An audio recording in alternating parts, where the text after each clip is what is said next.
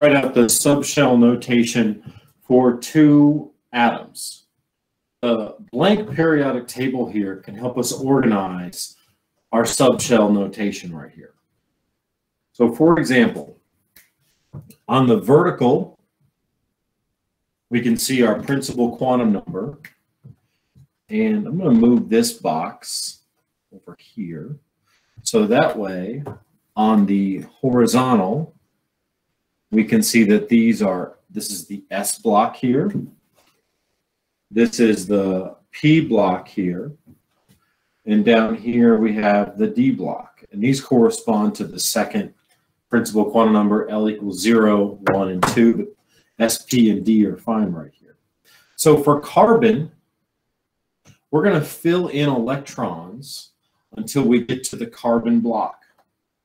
Now, carbon is right here, so I'm going to fill in electrons up, down, up, down, up, down. Now, I can fill in that in the 1s orbital, there are 2 electrons. Show 1 S2. Hope you can see from the color coding where I got those numbers and letters. 1s2.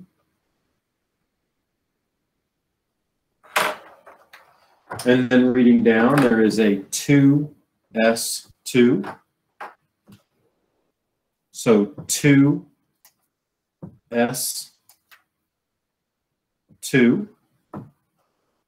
And then reading across still, there is a 2p2. 2p2. There are 6 electrons total, and 2 plus 2 plus 2 equals 6. So this is the subshell notation, the complete electron configuration for carbon, 1s2, 2s2, 2p2. Let's also do this for iron. I'm going to show the same thing over here, and then kind of repeat this out. I'll do it in a long format, and then I'll do it in a shorthand format for iron. So again, with the periodic table, we're going to fill in electrons until we get to the block that iron lives in. So give me a second here. Alternating up, down, up, down.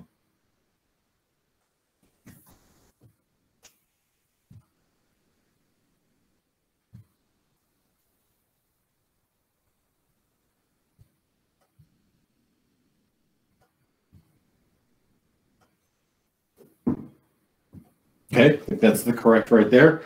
Selenium, titanium, vanadium, chromium, manganese, iron. Yep. Okay, so I have all my blocks in there. Okay, 1s2, 2s2, so I'm going to go across here and fill these in. I have electrons all the way up to the 4th principal shell, so these 8 electrons are the furthest away from the nucleus.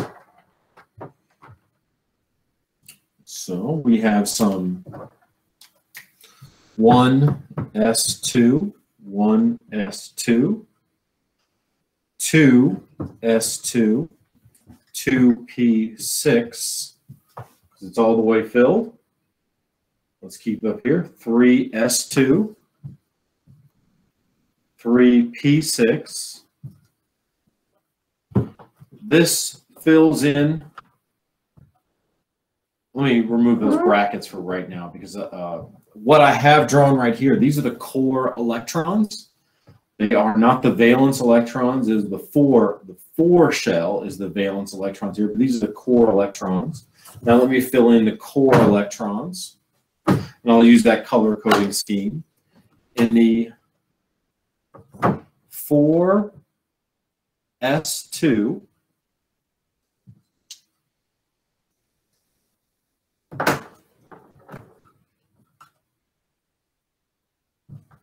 the only reason I didn't use the color coding scheme for the other ones because time.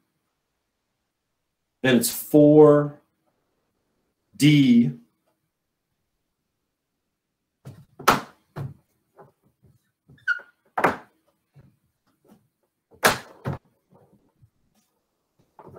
with all my electrons filled in there. So I'm trying to have both on the screen right here.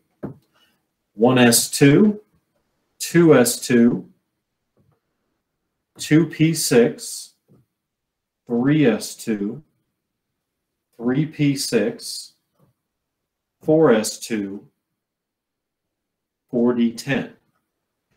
That's how this notation tells the reader the relative distance from the nucleus with the 1, the 2s, the 3s, the shape that the orbital takes, whether it's an S, a P, or a D, and also how many electrons are in that subshell, 2, 2, 6s, and so forth. There is a shorthand notation to record the iron electrons. Now, the ones that I have here in orange represent a complete set, so to speak. Notice that at 3p6, it fills up all the way to the end where the noble gases are. So because it fills up all the way to the end right here, and that's the noble gas argon, instead of writing all this, you may just see that, argon with square brackets. And that is chemistry hieroglyphics to tell the reader that all those electrons are there, and they are the core electrons. And those core electrons are identical in space to the nucleus as the neutral argon atom. So then the valence, we still write out explicitly, 4s2, 4d6. These are identical ways, or these are saying the same thing to the reader here about where the electrons are. Thank you.